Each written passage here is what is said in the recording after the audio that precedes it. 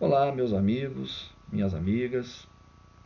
É um grande prazer poder estar aqui conversando um pouco sobre mais um assunto vinculado aos fundamentos da doutrina espírita. E nesse caso em específico, conversar um pouco com vocês sobre o tema reencarnação. Bom, a reencarnação pode ser considerada um dos pilares da doutrina espírita e constitui a base do entendimento de vários processos, de vários conceitos que discutimos dentro do Espiritismo. Nós podemos abordar esse assunto de diferentes formas e com diferentes contextos. O fato é que, de uma forma geral, o que nos leva a refletir sobre a reencarnação? Talvez pudéssemos elencar como motivação, né, algumas perguntas que nos levam a refletir sobre esse ponto de vista e que nos dá tanta sustentação e tanta base para compreender melhor a vida e, por que não dizer, qual é o nosso papel, qual é a nossa tarefa, qual é a nossa posição no espaço em que nós estamos ocupando atualmente. Então, como entender diferenças que não encontram explicações nessa existência? A gente poderia elencar uma série de exemplos, e alguns deles nós vamos discutir ao longo, ou conversar ao longo do nosso bate-papo. Quando olhamos para a sociedade de uma forma geral, nós podemos verificar enormes diferenças entre as pessoas, seja do ponto de vista físico, seja do ponto de vista financeiro, seja do ponto de vista pessoal, seja do ponto de vista do sofrimento que acomete cada um de nós. E muitas vezes essas diferenças, elas se pronunciam muito precocemente na vida das pessoas, sendo difícil, na realidade, compreender por quê que pessoas que praticamente iniciaram a sua vida, ainda em idade bastante precoce, já sofrem diferentemente as consequências do meio que vivem, comparado a outras que não têm esse mesmo sofrimento. Além disso, nós poderíamos nos perguntar qual que é o real sentido da vida após essa existência. Então, na medida que desenvolvemos as nossas atividades, na medida que desenvolvemos o nosso trabalho, na medida que desenvolvemos as nossas capacidades, ao final de tudo isso, o que acontece? Com base nessas perguntas que são motivacionais, nesses exemplos iniciais que acabamos de conversar sobre eles, nós iniciamos então a nossa conversa sobre a temática da reencarnação.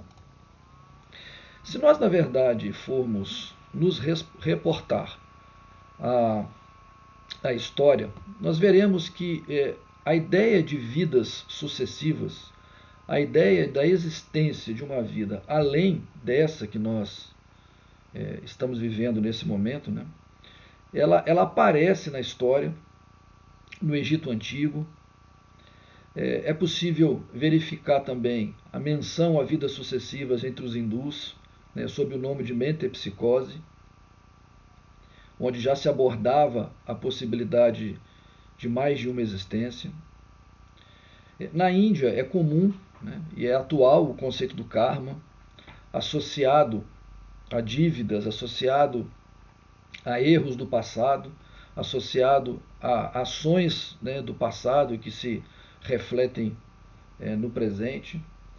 Na Grécia Antiga, Pitágoras e outros filósofos chegaram a mencionar a existência de vidas sucessivas sob o nome de palingênese. Portanto, a ideia de vidas sucessivas ela não é exclusiva do Espiritismo. Ela não é exclusiva da doutrina espírita.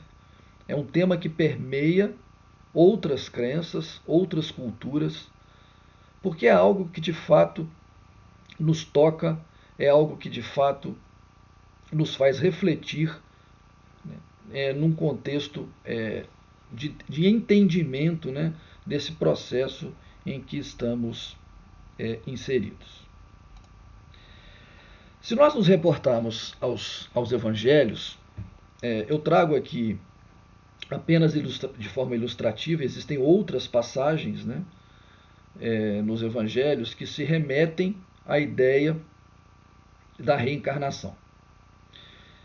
Então, no primeiro caso, vocês vão me permitir aqui fazer uma breve leitura. Após a transfiguração, seus discípulos então o interrogaram desta forma. Isso está em Mateus, né, no seu capítulo 17, versículos 10 a 13, em Marcos, capítulo 9, 11 a 13. Por que dizem os escribas ser preciso que antes volte Elias? Jesus lhes respondeu: é verdade que Elias há de vir e restabelecer todas as coisas, mas eu vos declaro que Elias já veio, e eles não o conheceram e o trataram como lhes aprouve.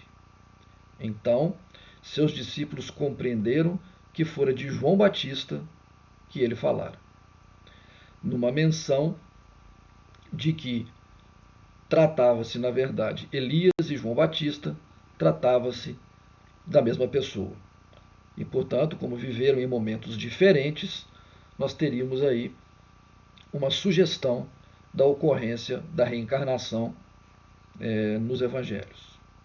Na segunda passagem, ao passar, viu Jesus um homem que era cego desde que nascera, e seus discípulos e fizeram essa pergunta: Mestre, foi pecado deste homem ou dos que o puseram neste mundo que deu causa a que ele nascesse cego? Jesus lhes respondeu: não é por pecado dele, nem dos que o puseram no mundo, mas para que nele se patenteiam as obras do poder de Deus. Isso está em João, no seu capítulo 9, 1 a 34. Então vejamos, não é por pecado dele, nem dos que o puseram neste mundo, nos levando ao entendimento de que essa situação física deste personagem, digamos assim, mencionado nesta passagem, aquela situação física não se deveria a algo que acontecesse naquele momento, naquela situação.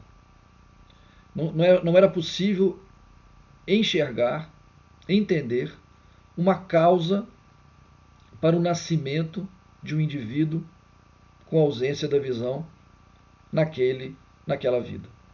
Então, nos remetendo à ideia de que a causa, né, de que a origem dessa questão apresentada por esse homem não era explicada naquela vida e, portanto, provavelmente se remetendo a uma vida anterior.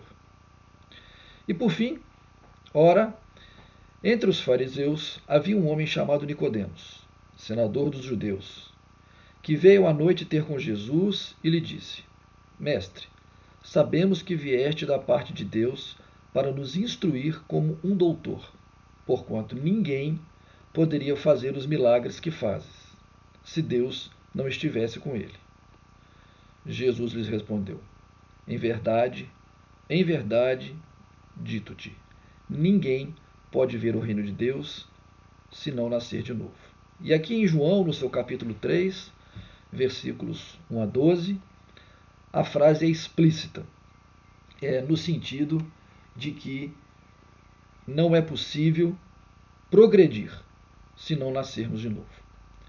Numa alusão bastante clara à existência de mais de uma vida. Do ponto de vista espírita, eu convido vocês a uma leitura da parte segunda, do livro segundo do Livro dos Espíritos, no seu capítulo 4, onde Allan Kardec menciona os princípios que levam à base do raciocínio reencarnacionista dentro da doutrina espírita. Admitindo a existência de um Deus que seja bom, que seja amoroso, que cuide de seus filhos, que encontre as mesmas ou que forneça as mesmas possibilidades para todos os seus filhos. A reencarnação ela surge como um elemento chave, porque sem ela é muito complicado entendermos a justiça das diferenças, considerando apenas uma única existência. No começo da nossa conversa, eu comentei sobre sofrimentos precoces, eu comentei sobre diferenças que vocês podem perceber, que nós podemos perceber nas pessoas, e que elas não conseguem, não podem ser explicadas nessa única existência. Então a existência da reencarnação, ela permite que nós possamos entender a origem dessas diferenças. Além disso, do ponto de vista de um pai justo, soberano, bom, amoroso, ela é a possibilidade de que nós possamos reparar eventuais erros do passado. Então, do ponto de vista da misericórdia divina, a reencarnação é a nossa oportunidade que nós temos de nos redimir de um passado faltoso ou de um passado com um comportamento não desejável ou não adequado. E do ponto de vista das diferenças que nós vivemos nesta encarnação, nós poderíamos aqui listar experiências do ponto de vista físico, como eu já mencionei, do ponto de vista emocional, social, econômico, das oportunidades. Vejamos, neste momento em que estamos conversando, provavelmente é possível identificar nascimentos de crianças em situações completamente diferentes, seja do ponto de vista físico, emocional, social, econômico, e que nos levem, em última análise, a uma grande diferença do ponto de vista das oportunidades. Então, como entender um pai justo, um pai amoroso, que concede as mesmas oportunidades a todos os seus filhos, um tratamento dessa natureza, fazendo com que uns sejam beneficiados por um conjunto de situações do ponto de vista material, que envolve inclusive a existência física, enquanto outros não têm a mesma oportunidade. Então, a reencarnação, ela nos remete à possibilidade de compreender que essas diferenças são causadas por uma história pregressa desses espíritos, desses indivíduos, que fizeram as suas escolhas no passado e que agora vivem a consequência dessas escolhas. É muito importante a gente ressaltar que essas diferenças, sendo resultantes das escolhas dos espíritos, das escolhas dos indivíduos, nada tem a ver com a intervenção divina no sentido de provocar as diferenças. Ao contrário, na verdade, o que ocorre é uma liberdade, a liberdade da escolha. André Luiz nos fala que a semeadura é livre, mas a colheita é obrigatória. Podemos semear o que nós quisermos, mas vamos colher o resultado daquela semeadura. E é nesse sentido que a reencarnação aparece como uma possibilidade de explicação e de estabelecimento da justiça divina no que concerne a fornecer a todos os indivíduos as mesmas oportunidades. Além disso, poderíamos também mencionar que, do ponto de vista da doutrina espírita, a evolução moral dos espíritos, a evolução intelectual dos espíritos é fatal. Ela acontecerá um dia. E se nós analisarmos todas as nossas possibilidades, todas as nossas capacidades e todas as nossas dificuldades, não será muito difícil nós entendermos que é muito difícil atingir essa evolução, esse progresso em apenas uma existência. Então, fica a pergunta: como atingir o progresso em apenas uma existência?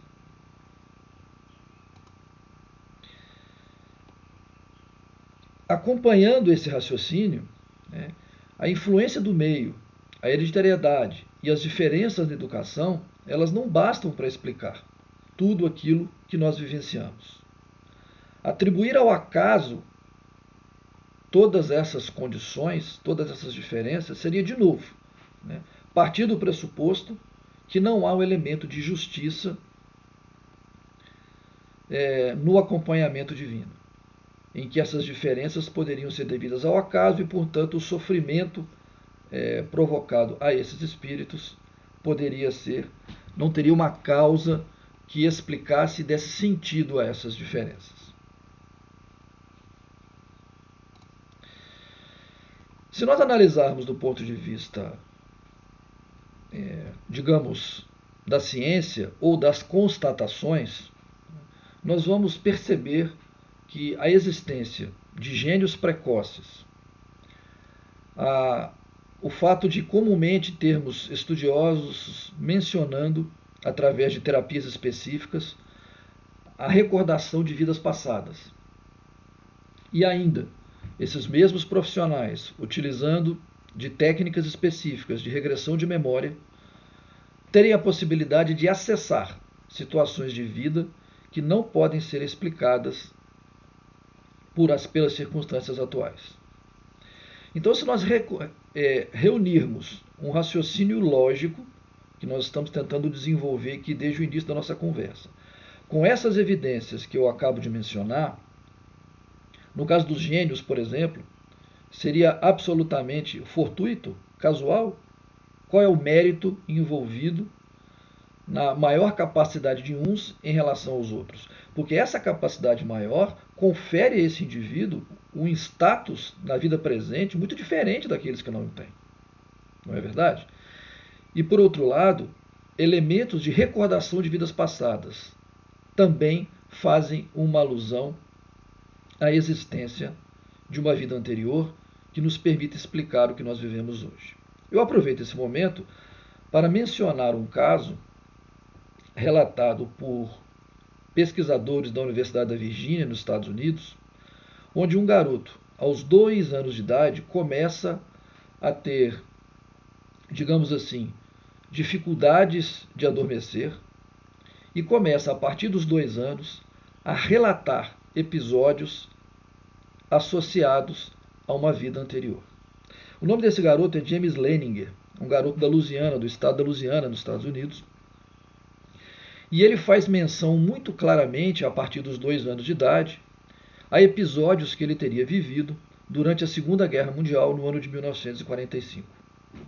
Segundo os relatos desse garoto, ele teria sido um piloto da Marinha que teria sido abatido pelos japoneses durante uma batalha naquele tempo. Os pais, muito surpresos com essas declarações, sem conseguir entender o que esse garoto estava dizendo, eles começam a investigar situações relacionadas aos fatos que ele mencionava.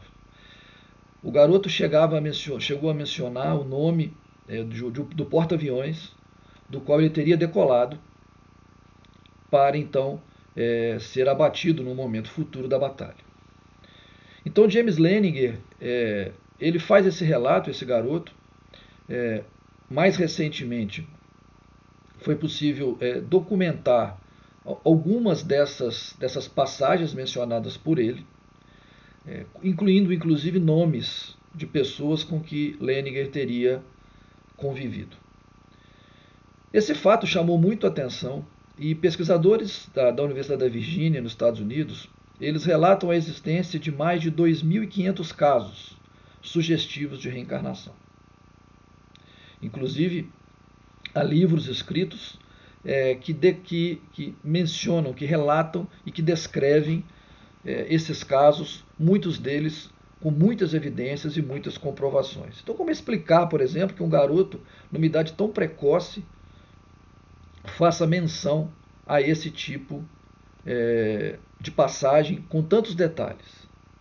Mais uma vez, nos fornecendo evidências de que este processo ele se faz presente e ele faz parte, na verdade, do nosso processo evolutivo.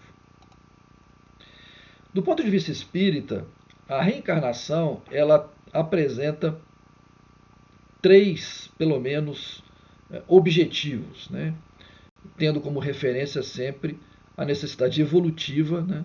Como sendo, do ponto de vista do aprendizado, como sendo um desses, o objetivo central, digamos assim. E ele se dá de três formas, né? Do ponto de vista espírita. Então, como é que se dá esse aprendizado? Por meio do que a gente chama de expiação, por meio do que a gente chama de prova, ou por meio do que a gente chama de missão. Então, o que seria uma expiação do ponto de vista espírita, né, dentro do contexto da reencarnação? A expiação consiste, portanto, nos sofrimentos físicos e nos sofrimentos morais que seriam consequentes de uma falta, seja na vida atual, seja na vida espiritual, após a morte ou ainda em uma nova existência corporal.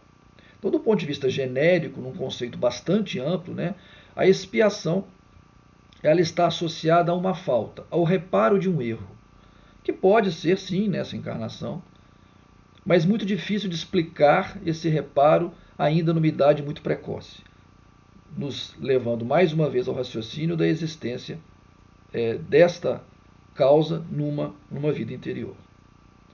O que seria então uma prova? A prova são uma série de situações apresentadas pelo espírito ao espírito encarnado, objetivando o seu crescimento através das suas experiências. Uma prova, ela estaria muito mais relacionada à necessidade de aprendizado, onde muitas vezes o espírito pode participar deste planejamento e desta programação para que essa prova ocorra. E por fim, a missão, que nós entendemos que a missão como sendo uma tarefa específica, né, que objetiva o bem da criatura. Naturalmente, a maioria dos espíritos encarnados no planeta Terra encontram-se numa fase de expiação ou de prova, sendo a missão uma situação restrita a espíritos de maior desenvolvimento moral e intelectual. Espíritos que assumem, né, um determinado compromisso para ajudar aqueles que estão à sua volta. O processo de reencarnação ele se dá de forma bastante evidente, né, digamos assim, em pelo menos, dois âmbitos, vamos dizer assim. Do ponto de vista físico, né, nós temos o corpo sendo influenciado naturalmente pelos genes, pelos hormônios, pelo cérebro, pela anatomia, onde temos um processo de nascimento, crescimento, envelhecimento, gestação. Ou seja, a reencarnação ela permite ao espírito a vivência de situações que não são possíveis no plano espiritual. Certo?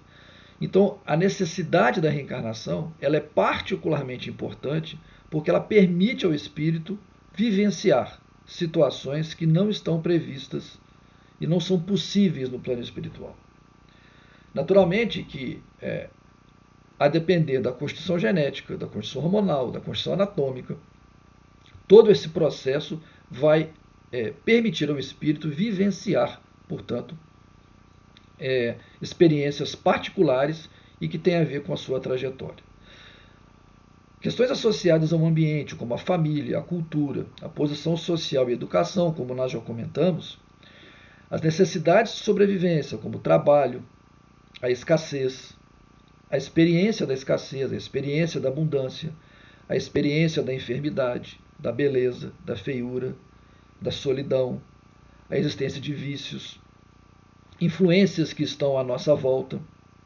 Então é muito importante que o processo da encarnação ele permite ao espírito vivenciar situações que não são possíveis no plano espiritual.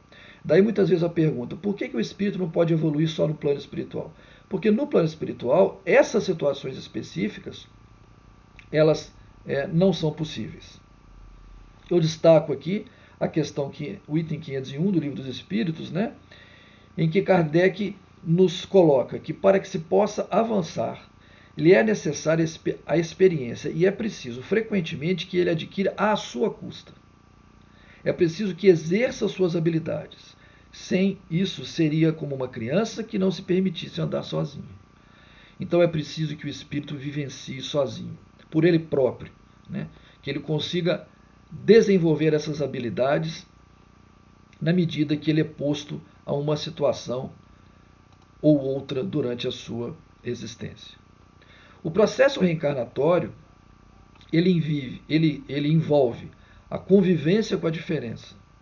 Muitas vezes, como a sintonia não é perfeita na esfera física, muitas vezes somos obrigados, entre aspas, a conviver com muitas pessoas que pensam completamente diferente de nós, sendo, portanto, uma experiência muitas vezes dura, mas que nos faz refletir e pensar sobre a nossa existência e, ao mesmo tempo, a aprimorar as nossas virtudes.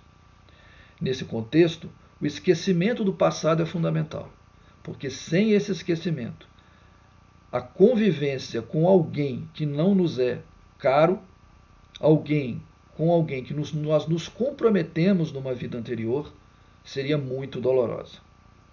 Eu aqui aproveito para mencionar um caso citado no livro Missionários da Luz, que trata da reencarnação de um espírito chamado Segismundo. Segismundo, estando no plano espiritual, estava sendo feito um planejamento para a sua encarnação. Adelino e Raquel, um casal já encarnado, o receberia como filho. Ocorre que Segismundo, Adelino e Raquel fizeram parte de um triângulo num relacionamento no passado, em que Segismundo acabou sendo o algoz desse triângulo, digamos assim, assassinando então Adelino numa encarnação anterior.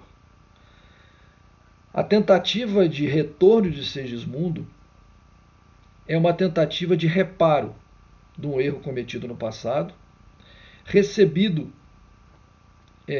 uma vez recebido por Adelino como seu pai. Então imaginem a situação onde um espírito que assassinou o outro será recebido como filho numa situação seguinte. Portanto, sem esse esquecimento do passado, esse reparo, essa convivência seria muito difícil. Eu convido todos vocês à leitura deste capítulo do livro Missionários da Luz, onde detalhadamente André Luiz nos permite entender o processo encarnatório através do planejamento, inclusive da composição física do espírito, do corpo que vai receber aquele espírito. Mas até quando os espíritos reencarnam? Os espíritos reencarnam, segundo Allan Kardec, na Revista Espírita de fevereiro de 1864, Kardec faz didaticamente uma divisão do progresso do espírito em 3 níveis. O que ele chama de período material, em que o espírito está muito ligado à matéria. O que ele chama de período de equilíbrio, onde o espírito vive ainda preso à matéria, mas já associando-se a valores, digamos, espirituais. E o que ele chama de período espiritual, em que é aquele em que o espírito já venceu a matéria.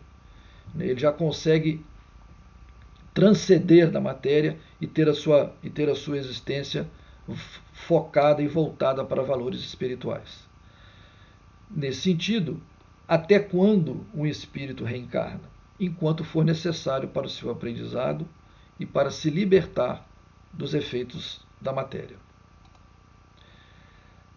Para finalizar, nós poderíamos dizer que reencarnar é viver, experimentar, é buscar o equilíbrio. É o momento de internalizar as nossas conquistas, de aprender com os erros, lapidar as nossas emoções, desenvolver novas potencialidades, transcender a matéria e perceber a dimensão de apenas uma existência. Em outras palavras, o processo reencarnatório sucessivo faz com que nós possamos trabalhar essas particularidades que eu aqui singelamente menciono, certamente poderão haver outras, mas que nos permitem avançar do ponto de vista evolutivo e com isso desenvolvendo as nossas potencialidades. Receba o meu abraço, o meu carinho e as minhas melhores vibrações.